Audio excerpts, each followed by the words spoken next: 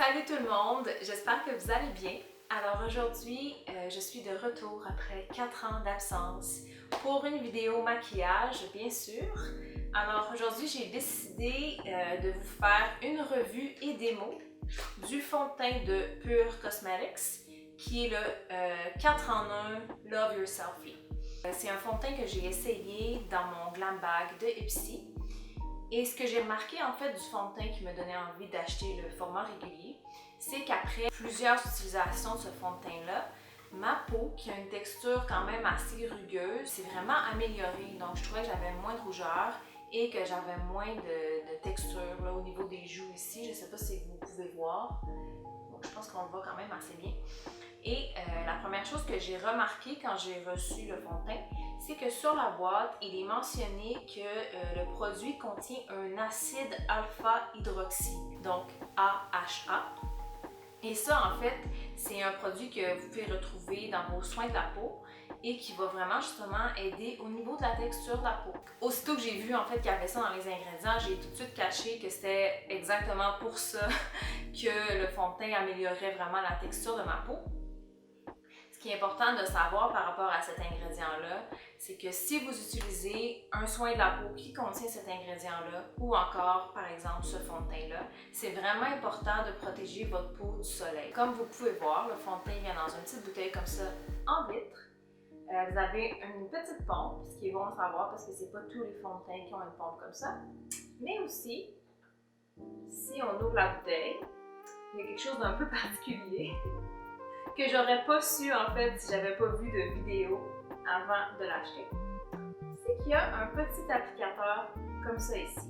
Parce qu'en fait, ce fond de teint-là, c'est supposément non seulement un fond de teint, mais aussi un cache-cerne. Donc, on utilise la pompe comme ça ici pour appliquer son fond de teint. Et on peut utiliser l'applicateur qui est à l'intérieur quand c'est le temps de mettre son cache-cerne.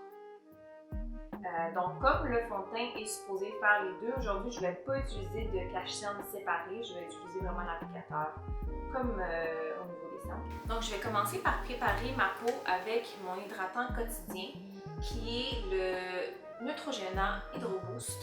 Comme j'ai une peau à tendance acnéique qui est quand même assez sensible, c'est vraiment un des seuls hydratants que je suis capable de tolérer, qui ne va pas me causer de réaction ou quoi que ce soit. Donc, j'en applique juste une petite quantité. Et je ne prévois pas sortir aujourd'hui, donc pour l'instant, je ne vais pas mettre de crème solaire.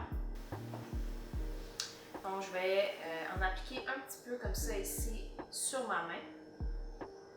Donc, le fond de teint est quand même assez épais, je vous dirais. Quand j'applique mon fond de teint, je commence toujours par les joues ici parce que c'est vraiment là que je veux le plus de couvrance. Je m'assure d'aller jusqu'à mes oreilles et de descendre au niveau de ma mâchoire. Comme là, je vous dirais que la couleur que j'ai choisie va quand même assez bien avec ma couleur de peau, là, surtout au niveau ici du cou. J'essaie toujours de comparer la couleur de mon fond de teint avec mon cou et non au niveau de mon visage parce que je suis quelqu'un qui va avoir beaucoup de rougeur ici au niveau des joues, beaucoup de décoloration, là, si on peut dire. Donc, je vais commencer par en appliquer une fine couche. Je ne veux pas y aller trop épais, juste pour vous montrer ça ressemble à quoi la couvrance. Et comme je fais une démo du fond de teint, je ne veux pas utiliser de base là, en dessous de mon fond de teint qui va durer plus longtemps parce que je veux vraiment tester c'est quoi la durée du fond de teint en tant que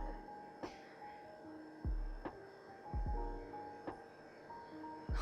Ok, j'ai vraiment la blanche sur le moniteur. Mais comme vous pouvez voir, en fait, il couvre extrêmement bien mes rougeurs que j'avais ici au niveau de la mâchoire.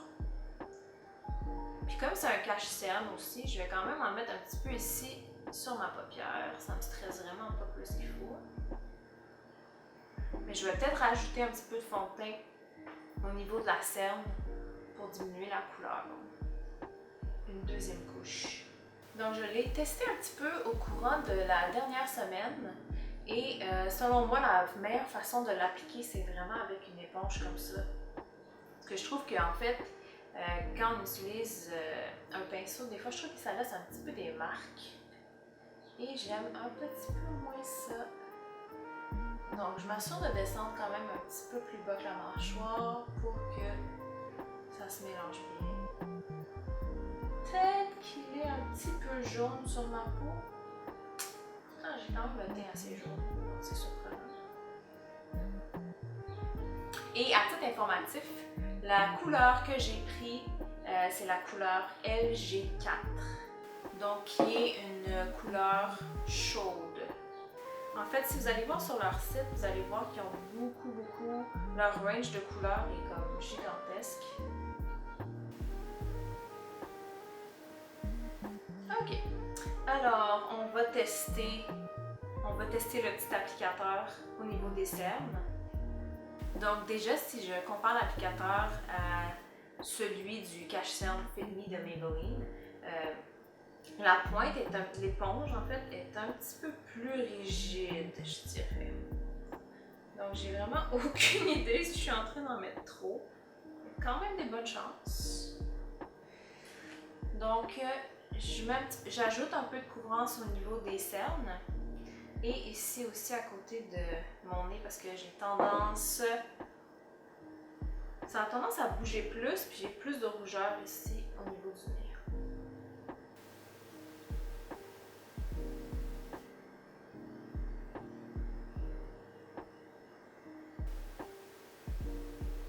Donc, encore une fois, je m'assure d'en mettre sur ma paupière pour que ça me fasse une base. Je ne sais pas s'il fait encore assez clair dehors, parce que j'aimerais ça vous montrer à la lumière naturelle de quoi ça a l'air. Ok, maintenant que le fond de teint est appliqué, on va regarder ensemble un petit peu le fini du fond de teint, puis je vous dirais la texture que ça laisse sur la peau. Si je compare le Pure Cosmetics avec mon fond de teint préféré, qui est le Estée Lauder Double Wear, je vous dirais qu'ils sont quand même assez semblables. Donc d'abord, celui de Pure Cosmetics sur le site de Pharmaprix se vend à 47 $, alors que le Double Wear est 52 $. Donc c'est un petit 5 $ de différence. Donc je dirais qu'ils sont pas mal dans le même range de prix.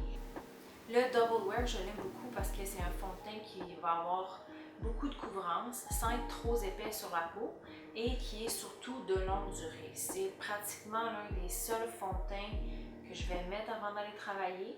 Quand je reviens du travail, c'est presque identique à quand je suis partie le matin. Si je compare le fini, c'est un fini qui est mat, comme le Double Wear, et la couvrance est assez bien. Je vous dirais que c'est vraiment très semblable. Il y a des petites rougeurs ici qu'on voit encore, mais vraiment, ça va quand même couvrir une bonne partie de mes rougeurs. Si je touche ma peau sans avoir appliqué de poudre ou quoi que ce soit, le Double Wear, il va être complètement sec. J'ai l'impression que c'est ma peau, qu'il n'y a rien par-dessus, quoi que ce soit. Celui-ci il est quand même un petit peu collant sur la peau, donc j'ai l'impression que de mettre une poudre, c'est quand même assez nécessaire. Ce que je vais faire aujourd'hui, c'est que je vais mettre la poudre juste sur un côté de mon visage pour comparer dans quelques heures qu'est-ce que ça donne, si ça a bougé, si c'est resté identique ou quoi que ce soit. Donc, ce que je vais utiliser aujourd'hui pour fixer mon fond de teint, c'est ma poudre Airspun de Coty. Et c'est une poudre que j'ai achetée sur Amazon et qui a des très bonnes reviews. Ce que j'aime de cette poudre-là, c'est qu'elle est quand même assez fine. Je dirais que la texture de cette poudre-là est similaire à celle de Laura Mercier, mais beaucoup moins chère. En fait, la raison pour laquelle je l'utilise, c'est que j'ai perdu ma poudre de Laura Mercier. Donc, ce que j'aime, c'est avec mon éponge mouillée, je mets la poudre comme ça directement dessus. Je vais aller fixer mes cernes en fait directement avec l'éponge. Donc j'en mets un petit peu plus au niveau des cernes et ici à côté de mon nez parce que c'est là que ça va avoir tendance à bouger. Et par la suite, je vais juste prendre l'excédent avec un petit pinceau que je vais appliquer sur le reste de mon visage.